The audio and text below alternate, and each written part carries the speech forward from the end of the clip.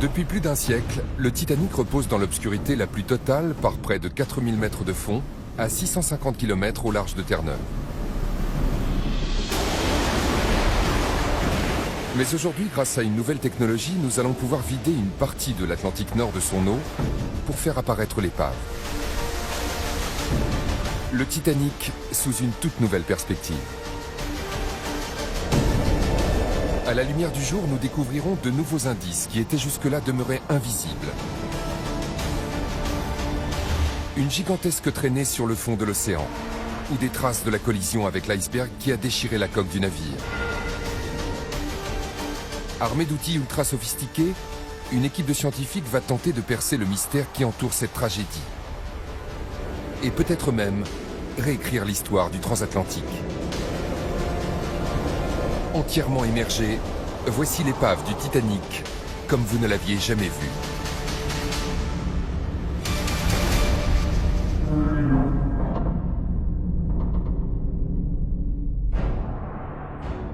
C'est le navire le plus tristement célèbre de l'histoire, le Titanic. Construit à une époque où chaque nouveau paquebot transatlantique se veut le plus grand, le plus rapide et le meilleur, le Royal Mail Ship Titanic est une véritable merveille de technologie. Quand il prend la mer en avril 1912, c'est alors le plus gros objet mobile jamais construit par l'homme. Un navire réputé insubmersible. Pourtant, lors de son voyage inaugural, après avoir parcouru environ 4000 km, le Titanic fait naufrage.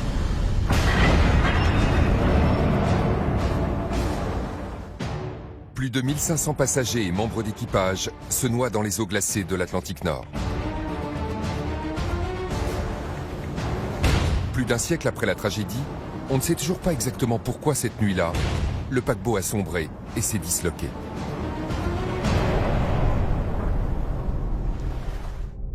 Même si des centaines de passagers et de membres d'équipage ont survécu et ont pu témoigner de ce qu'ils avaient vu, d'innombrables questions restent sans réponse. On dispose d'un grand nombre de documents historiques, mais ils sont souvent très subjectifs. Même les personnes qui étaient à bord du Titanic ont eu des perceptions très différentes de la façon dont il avait coulé. Donc, le meilleur moyen de répondre à certaines de ces questions, c'est par le biais de la science. C'est en septembre 1985 que des océanographes ont découvert l'épave du Titanic. La chaudière! La chaudière.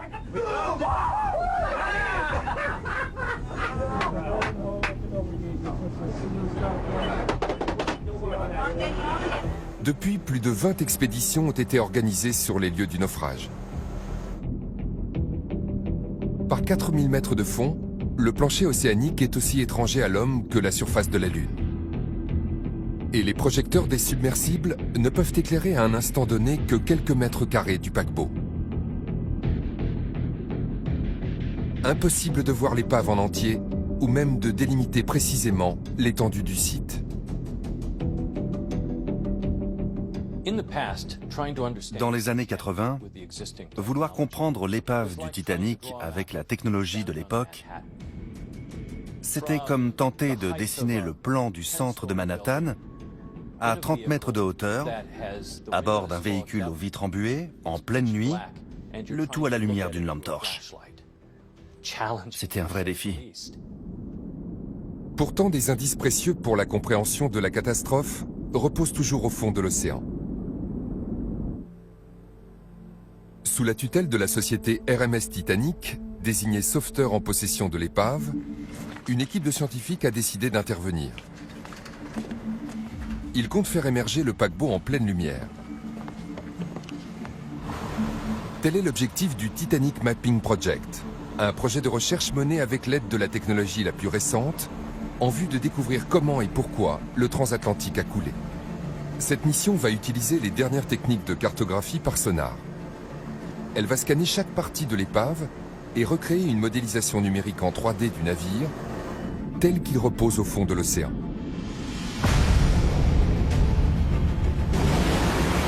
Ces données nous permettront ensuite de repousser virtuellement les flots.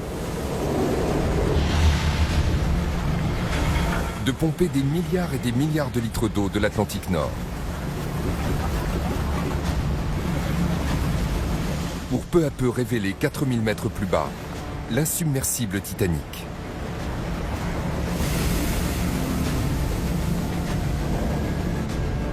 À l'été 2010, le projet commence. Une expédition se met en route vers le site de l'épave.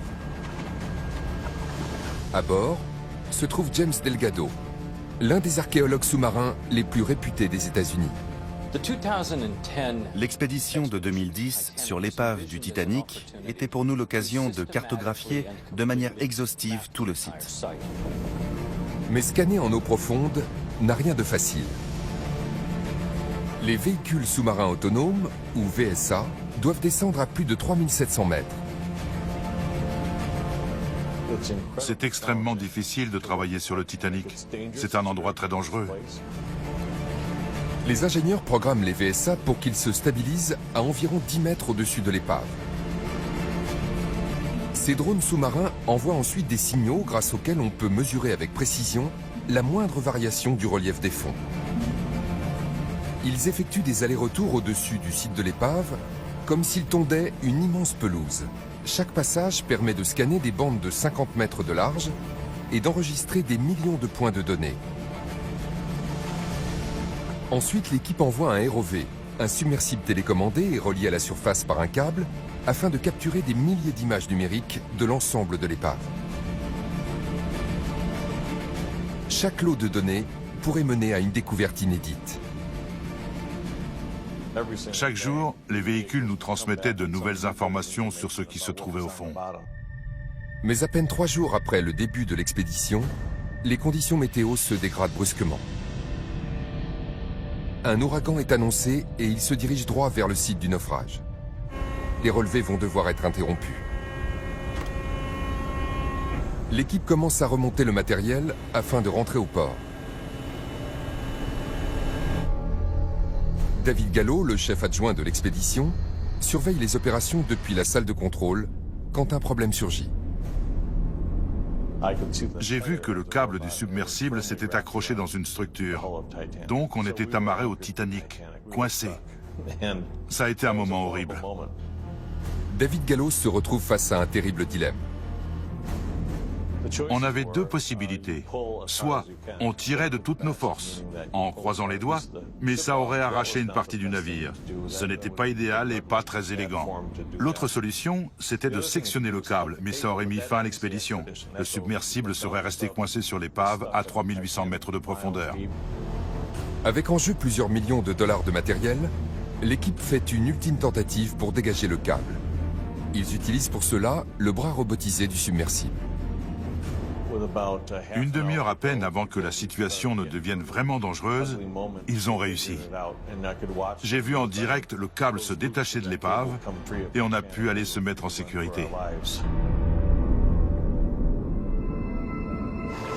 Une fois la tempête passée, ils reviennent sur le site pour recueillir le maximum de données. Ils enregistrent au total plus de 160 heures de vidéo, soit 37 téraoctets d'informations.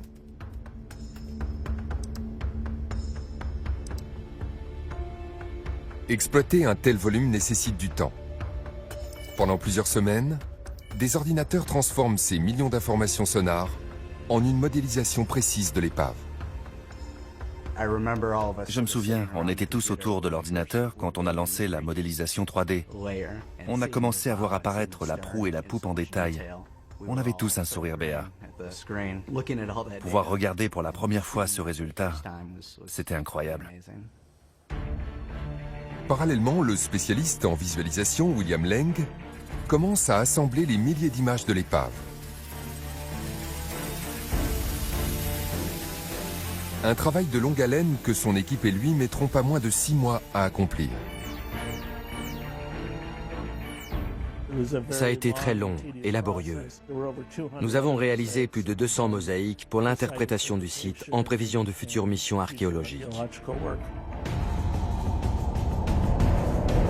Au bout de 4 ans de travail, le Titanic a été virtuellement mis à sec.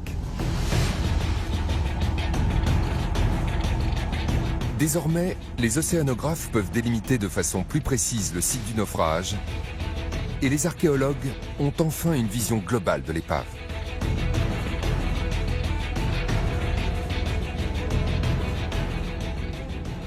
C'est comme si le brouillard s'était levé. On peut désormais voir à travers l'obscurité. Si on retire l'eau qui entoure le Titanic, le site se présente sous un jour totalement nouveau. Il n'est plus impénétrable. Il est là, sous nos yeux, et on peut l'explorer.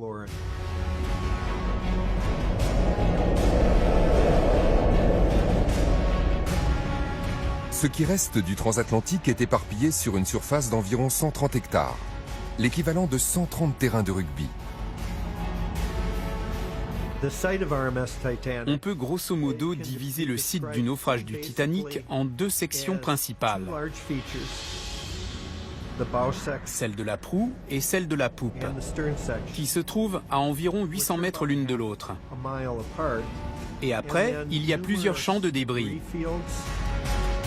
5 champs au total qui contiennent chacun des fragments du navire ou des objets qui ont été projetés par-dessus bord lors du naufrage.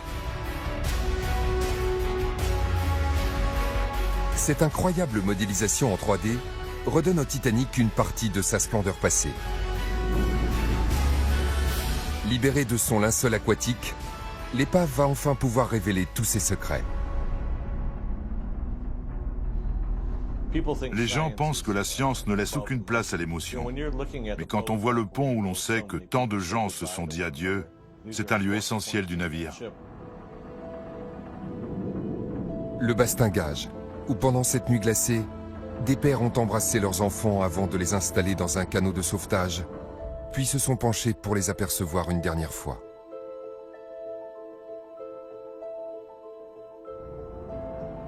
Les hublots, par lesquels des passagers coincés sous le pont ont aperçu pour la dernière fois la nuit étoilée, tandis que le paquebot s'enfonçait dans les flots. Et même le mât et le nid de pie, d'où la voix de Frédéric Fleet qui occupait le poste de vigie, a transpercé le silence de la nuit quand il a aperçu l'iceberg à l'horizon. Les 2 ancres principales, 8 tonnes chacune, sont toujours en place. Elles étincellent sous les rayons du soleil pour la première fois depuis plus d'1 siècle.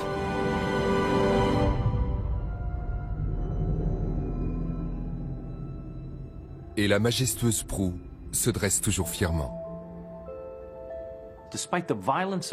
Malgré la violence du naufrage et tout le temps que le navire a passé au fond, la proue en particulier laisse encore entrevoir ce qu'a été le Titanic. C'est à l'avant du bateau que se trouvaient la plupart des équipements les plus luxueux. Le grand escalier, qui s'élevait sur 5 niveaux,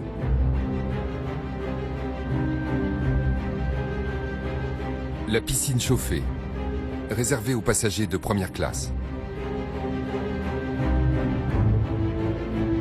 et une salle de sport dernier cri, située sur le pont supérieur.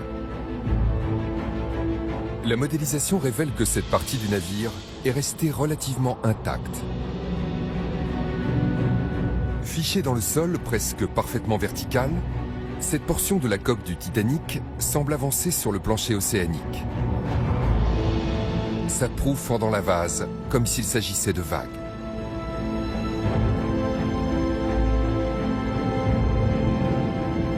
Cette vase va d'ailleurs fournir aux scientifiques de précieux indices sur la manière dont le Titanic a touché le fond.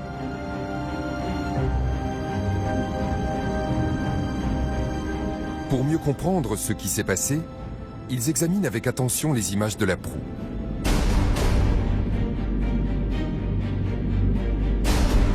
Le mouvement de vagues visible sur la modélisation est encore plus flagrant ici. Et à l'avant du bateau, on distingue très clairement des monticules de vase.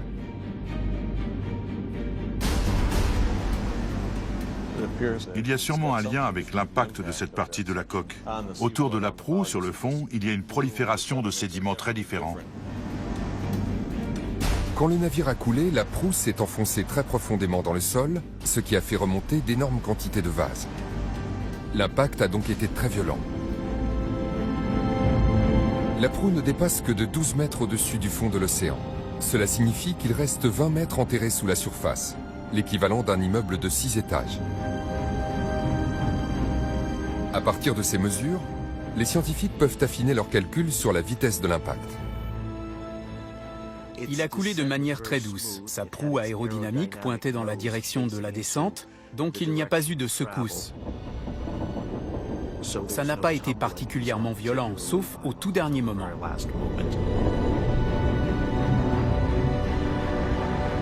Une fois séparée du reste du paquebot, la proue coule la première, à une vitesse d'environ 55 km/h, et selon un angle compris entre 15 et 30 degrés. L'impact sur le fond de l'océan est d'une violence inouïe. Quand la proue a enfin touché le fond, le paquebot s'est enfoncé dans la vase presque jusqu'à la hauteur des ancres. Débarrassé de sa gangue aquatique et mis en lumière, le lieu de l'impact apparaît figé à tout jamais. Les scientifiques continuent d'analyser toutes les informations désormais accessibles.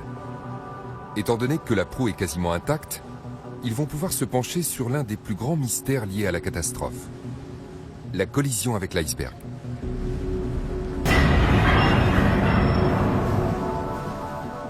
Le rapport officiel de 1912 sur le naufrage laisse entendre que l'iceberg a déchiré tout le côté droit du navire sur plus de 90 mètres, soit plus d'un tiers de la longueur totale de la coque.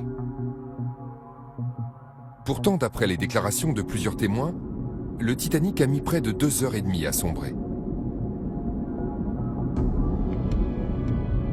Les scientifiques sont perplexes. Avec une brèche de 90 mètres de long, le Titanic aurait dû couler en quelques minutes.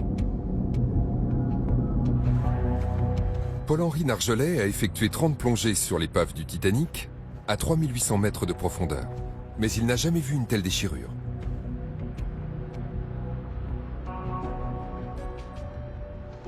On essayait de trouver à quel endroit le Titanic avait heurté l'iceberg.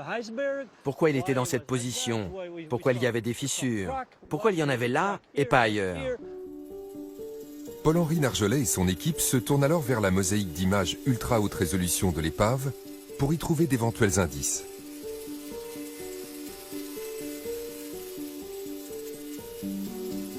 Cette vue de profil de la proue a été reconstituée à partir de plus de 3000 images individuelles. Cette mosaïque de la coque montre le Titanic tel qu'on ne l'avait encore jamais vu. En 25 ans de plongée sur l'épave, personne n'avait jamais réussi à obtenir une vue de profil de la proue. Sur la mosaïque, on peut voir un énorme trou dans la coque, mais les experts ont établi qu'il était dû à l'impact quand le navire a touché le fond, et non à sa collision avec l'iceberg. Là encore, même sur ces images d'une précision inégalée, ils ne trouvent aucune trace d'une très longue déchirure sur la coque. Pourtant, lorsqu'ils examinent les vidéos, les scientifiques distinguent des zones d'impact beaucoup plus restreintes.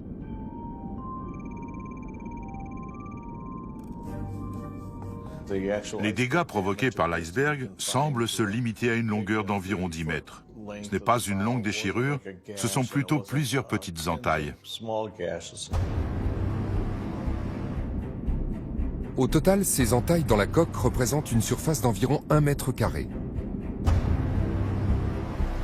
Un trou de cette taille laisserait entrer 1400 litres d'eau à la seconde.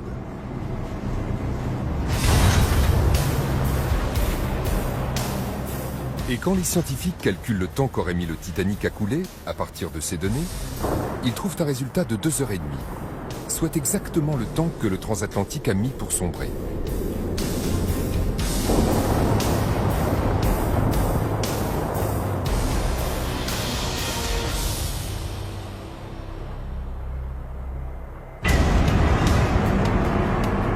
Cela invalide donc la thèse de la longue brèche. L'iceberg n'a provoqué que de petites perforations sous la ligne de flottaison, mais qui ont suffi à provoquer le naufrage.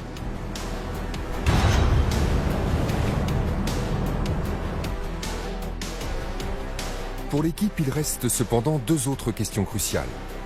À quel moment et à quel endroit le navire s'est-il brisé en deux? À 600 mètres de l'énorme proue du paquebot, au milieu du champ de débris, repose ce qui reste de la poupe, l'arrière du navire. C'est la deuxième plus grosse partie de l'épave. presque 120 mètres de long. Il est évident qu'elle est en bien plus mauvais état que la proue.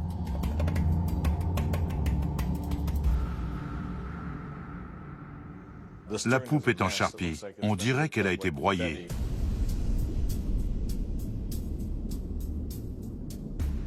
C'est un chaos indescriptible.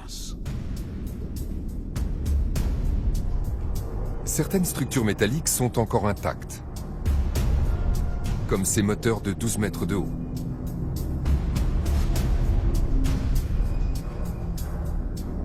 L'immense gouvernail d'une centaine de tonnes et les hélices en bronze de 8 mètres de diamètre. La poupe abritait également le système de direction et les arbres de transmission. Du matériel très résistant. Mais la modélisation hyper détaillée montre également les ponts affaissés les uns sur les autres, comme écrasés, et de grosses poutres d'acier tordues et déchiquetées, comme de vulgaires brins de paille. C'est difficile de savoir de quoi il s'agit. On dirait d'énormes morceaux de ferraille au fond de l'océan, mais ils n'ont pas l'air d'appartenir à un bateau. Pourquoi la poupe est-elle en si mauvais état? Les archéologues ont eu bien du mal à l'expliquer. La poupe est difficile à interpréter parce qu'elle est très endommagée. Mais la modélisation révèle un indice précieux qui pourrait expliquer la fin violente de cette partie du navire.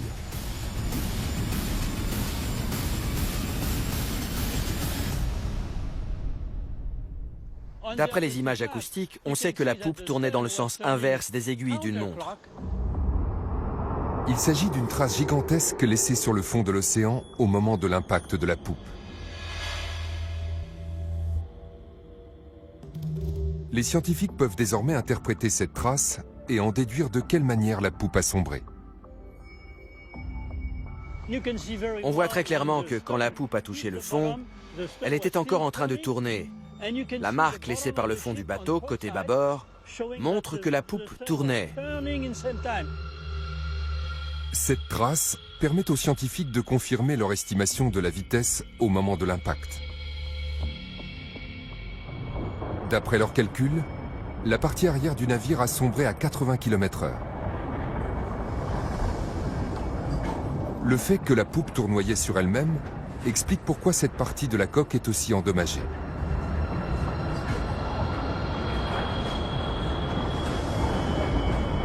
A l'inverse, la proue, grâce à sa forme aérodynamique, a pu glisser sans à-coups vers le fond de l'océan, et c'est pourquoi elle est quasiment intacte. Si un avion est endommagé en vol, l'air va s'engouffrer dans la carlingue et en arracher des morceaux. C'est vraisemblablement ce qui s'est passé avec la poupe qui s'est désintégrée lors de sa plongée vertigineuse. D'abord, ce sont de gros morceaux qui ont été arrachés. Puis, quand il ne restait plus que la structure, de tout petits fragments ont continué à se détacher. Les scientifiques estiment que, poussée par l'énorme pression, l'eau s'est engouffrée dans la coque et a défoncé les cloisons intérieures du navire. Une fois que la coque est séparée de la membrure, l'eau s'engouffre et détruit tout sur son passage. Toutes les parois intérieures étaient en bois, elles n'ont pas résisté. L'eau a pénétré avec une force incroyable et les a pulvérisées. À quel moment le Titanic s'est-il coupé en deux? On pense depuis des années que ce moment fatidique s'est produit à la surface. Tandis que la proue commence à sombrer, la poupe se dresse pratiquement à la verticale. Et son poids n'étant plus soutenu par l'eau, le paquebot se brise.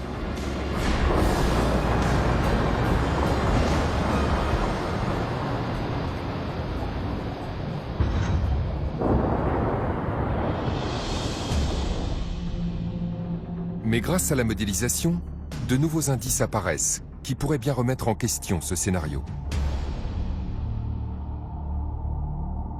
Les scientifiques étudient la répartition des différents débris sur le plancher océanique pour tenter de comprendre comment ils sont tombés. À partir de ces données, ils devraient pouvoir déterminer avec précision quand et comment le navire s'est désintégré. Mais cela va nécessiter une somme de travail considérable. L'équipe va devoir scanner tous les débris du site afin d'identifier et de répertorier le maximum d'éléments possibles. Les archéologues pourront alors dresser la cartographie numérique des objets qui reposent au fond de l'océan. Ceci inclura également la position des quelques 5000 objets récupérés lors des expéditions précédentes sur l'épave du Titanic.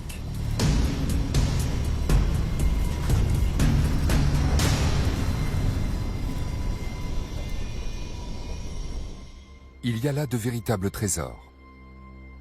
Des statues qui décoraient le grand escalier. Des lustres qui pendaient au plafond du fumoir de première classe. De la vaisselle délicate provenant du meilleur restaurant à bord. Il y a même l'une des cloches en bronze du Titanic. Et des morceaux d'instruments de navigation provenant de la passerelle de manœuvre d'accostage. Chacun de ces objets représente une donnée significative qui pourrait nous aider à réécrire la fin de l'histoire du Titanic.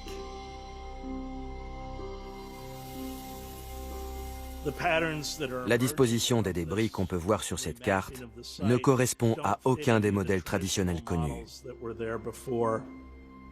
C'est un travail qui prendra des années.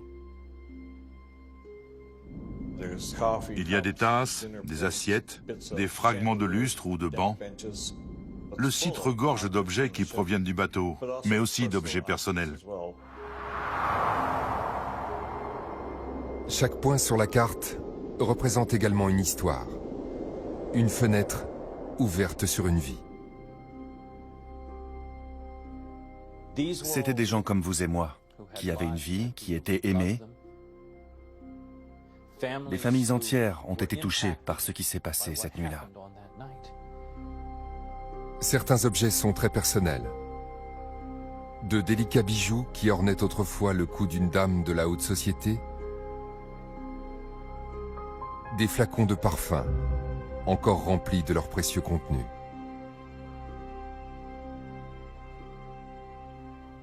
C'est très beau et très émouvant de voir tous ces objets sur le fond. C'est une histoire visuelle de la tragédie. Après des années de recherche, Alexandra Klingelhofer est aujourd'hui capable de relier certains de ces objets à des personnes bien précises. Ça, c'est une montre à gousset qui s'ouvre. Ses aiguilles sont toujours intactes. Elle s'est probablement arrêtée quand elle a été immergée dans l'eau. Cette montre a été trouvée ici, dans le champ de débris sud, à 337 mètres au sud-est de la poupe. Elle appartenait à Thomas William Solomon Brown. C'était un hôtelier d'Afrique du Sud qui partait, avec sa famille, s'installer dans l'ouest des États-Unis. Il n'a pas survécu, contrairement à sa femme et à sa fille, Edith.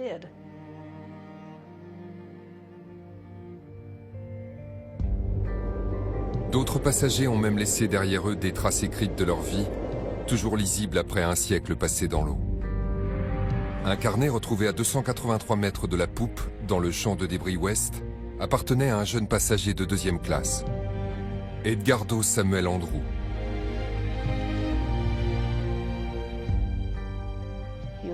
Il avait 17 ans. Dans ses affaires, il y avait des manuels scolaires. On distingue encore son écriture malgré les taches. Il utilisait un crayon à papier, mais le texte est toujours lisible. Ici, sur cette page, il a écrit son nom. Je suppose qu'il s'entraînait à signer. On imagine ce jeune garçon en partance pour l'Amérique, tout seul, en 2e classe. De nationalité argentine, Edgardo venait d'étudier 1 an en Angleterre. Il se rendait au mariage de son frère en Amérique, où il espérait s'installer à son tour. Malheureusement, Edgardo n'a pas survécu au naufrage. C'est peut-être ce qui rend ce carnet si émouvant, parce que ce sont les derniers mots qu'il a écrits. Il a fini le lycée, il a mis ses livres dans une valise et il est parti pour l'Amérique. Et on n'a plus jamais entendu parler de lui. Il reste une multitude d'autres objets à examiner en détail, dont certains pourraient contribuer à redonner un visage humain à cette tragédie. Bien souvent, l'histoire engloutit les gens ordinaires. Nous tous, nous finissons par être oubliés. Les sites archéologiques nous donnent l'occasion de corriger ça. Le lieu du naufrage est en effet désormais un site archéologique, ce qui contribuera à préserver la mémoire du Titanic pour les générations à venir. Chacun des objets retrouvés fait partie d'une mosaïque de destins tragiques qui, une fois réunis, forment un tableau plus général. Le paquebot a mis 2h30 pour sombrer. Pendant ce temps, plus de 700 personnes ont réussi à s'en échapper en sautant dans des canaux de sauvetage. Des centaines de ces survivants ont donc assisté au naufrage. Pourtant, leurs témoignages divergent sur le moment et la manière dont le navire s'est cassé en deux. Il y a encore différentes théories et des débats sur la manière dont les choses se sont passées quand le bateau s'est brisé en deux.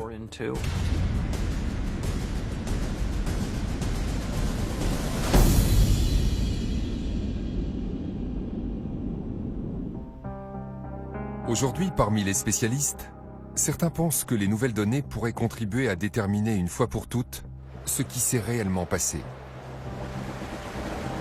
On sait, d'après les témoignages, que la poupe s'est soulevée hors de l'eau au moment où le Titanic a coulé.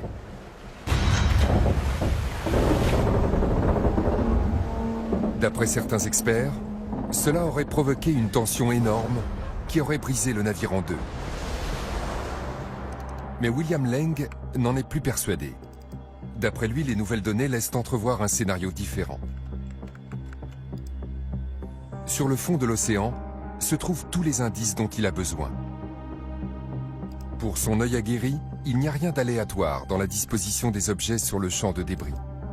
Tout comme les taches de sang sur une scène de crime, l'emplacement des objets raconte une histoire. Maintenant que le site est baigné de lumière et que chaque recoin du lieu du naufrage a été scanné et analysé, il va pouvoir déterminer comment le Titanic a sombré. Nous allons en apprendre beaucoup plus sur ce qui est arrivé au bateau une fois qu'il s'est retrouvé sous l'eau et qu'il a commencé sa descente de 4000 mètres vers le fond. Et j'espère que nous découvrirons ce qui s'est passé lorsqu'il s'est brisé en deux.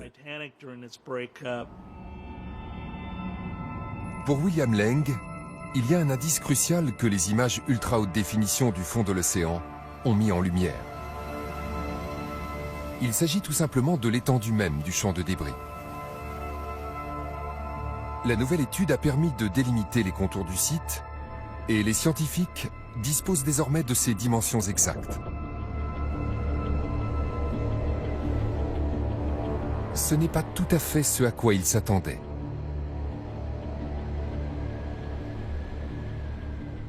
Je trouve que le site n'est pas si étendu que ça comparé à la taille du bateau.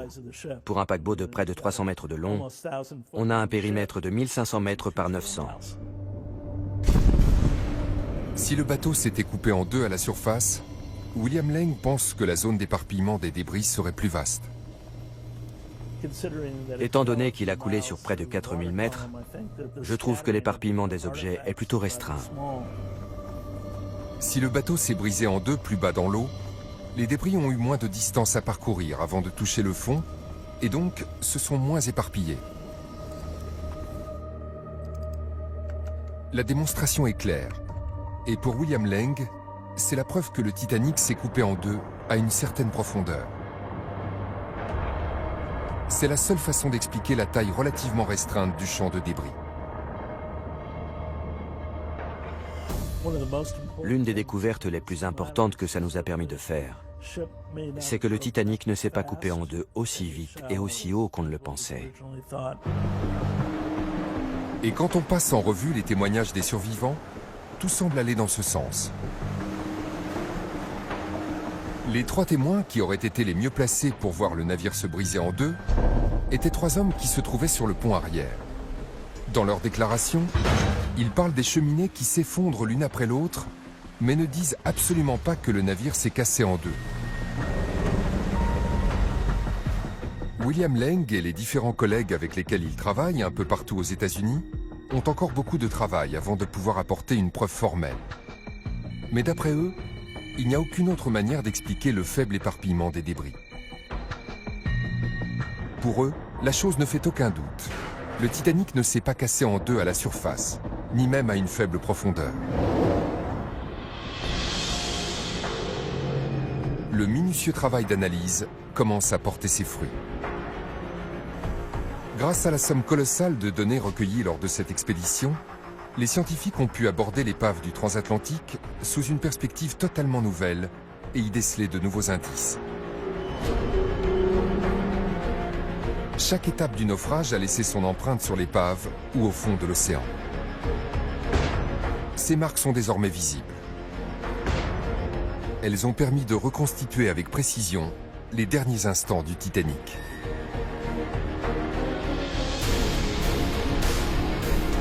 Pour tous ceux qui ont participé à l'aventure, il reste une question importante à laquelle ils espèrent apporter une réponse. Qu'adviendra-t-il du Titanic ?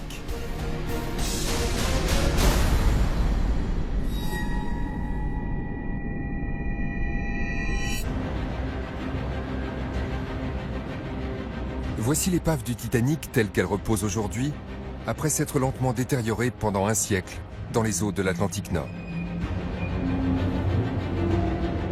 Depuis sa découverte il y a 30 ans, personne n'avait encore pu la visualiser de cette manière. Mais quand on étudie la modélisation 3D, les données recueillies lors des différentes expéditions et les vidéos, il devient de plus en plus évident qu'au fil du temps, l'épave est en train de se désintégrer. Et le processus est beaucoup plus rapide que ne l'avaient pensé les spécialistes.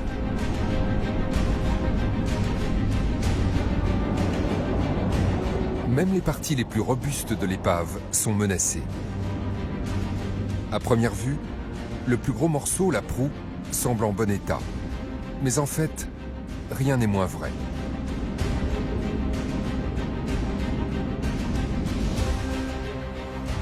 Paul-Henri Nargelet plonge sur l'épave depuis 30 ans et il a lui-même constaté d'énormes changements. La distance entre le pont A et le pont B, qui était facilement de 3 mètres, est maintenant d'environ 1,80 m. Et petit à petit, les ponts se détériorent de plus en plus.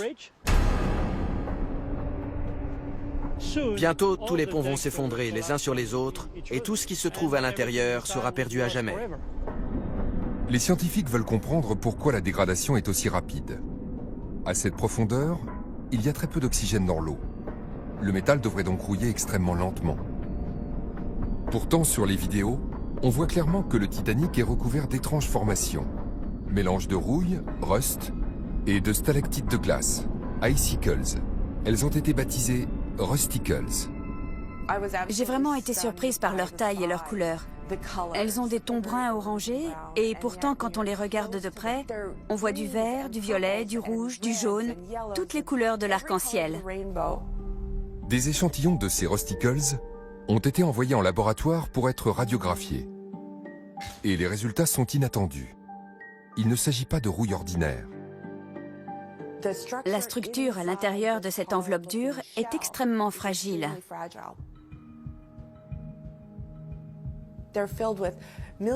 Elle est remplie de millions de canaux, de tunnels, de passages et de petites cavités qui contiennent une multitude de nutriments. Pour les microbiologistes de l'équipe, c'est une évidence. Les rusticles sont formés d'organismes vivants. Et après des analyses plus poussées, le doute n'est plus permis quant au type d'organisme dont il s'agit. Des bactéries. Nous avons trouvé 5 communautés bactériennes différentes à l'intérieur d'un seul rusticle et une 6e à l'extérieur. Ce sont des petites bestioles très complexes. Les microbiologistes pensent que ces bactéries viennent du plancher océanique ou qu'elles ont été transportées par des courants profonds. Mais de quoi se nourrissent-elles? Pour qu'un rusticle apparaisse sur une surface métallique, les bactéries forment d'abord une espèce de gel visqueux, puis elles se nourrissent du phosphore et du fer contenus dans la coque. On observe alors un changement. Cette pâte gluante commence à s'enrichir en fer. On sait désormais qu'il s'agit de bactéries anaérobies, des organismes qui n'ont pas besoin d'oxygène pour survivre. Elles puisent leur énergie dans le fer et les minéraux de la structure métallique du bateau. Tel un banc de piranhas microscopiques, des milliards de bactéries sont en train de dévorer l'épave.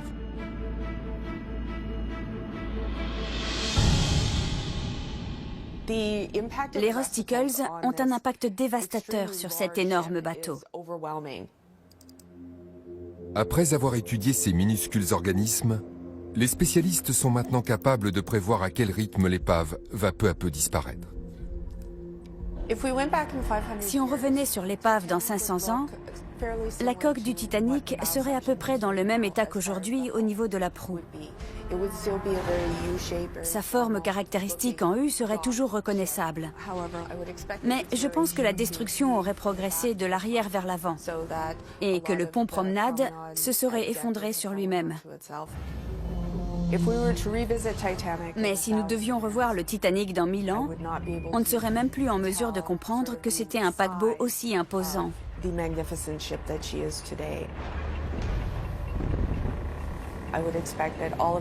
Tous les ponts auraient disparu et la proue serait remplie d'un tas de rouille. Et si on revenait voir la section arrière, on constaterait une dégradation encore plus importante, notamment à cause des dommages que cette partie a subis au moment du naufrage. À ce stade, les bactéries auront dévoré les poutres. Elles les auront recouvertes de rusticles et les auront dissoutes. Elles ne seront plus qu'un tas de fer au fond de l'océan. Les sauveteurs de l'épave vont donc devoir prendre des décisions difficiles. Qu'est-ce qu'on fait maintenant? Est-ce qu'on reste les bras croisés à regarder la proue s'effondrer sur elle-même? Ou bien est-ce que, dans un avenir proche, on prévoit de mettre sur pied un projet pour récupérer des objets spécifiques dans la partie avant du bateau?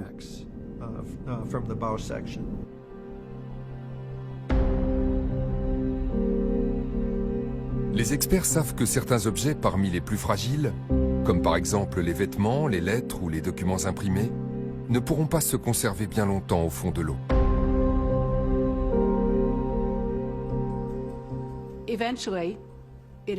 On estime qu'au fil du temps, tous ces objets continueront de se détériorer jusqu'à se désintégrer totalement.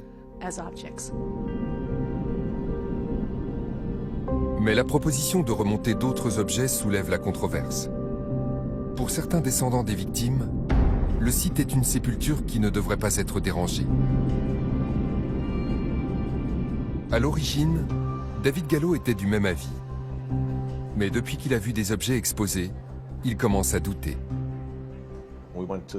On est allé voir l'exposition sur le Titanic et je me suis rendu compte à quel point c'était efficace, quand on veut raconter une histoire à quelqu'un, d'avoir un objet à lui montrer.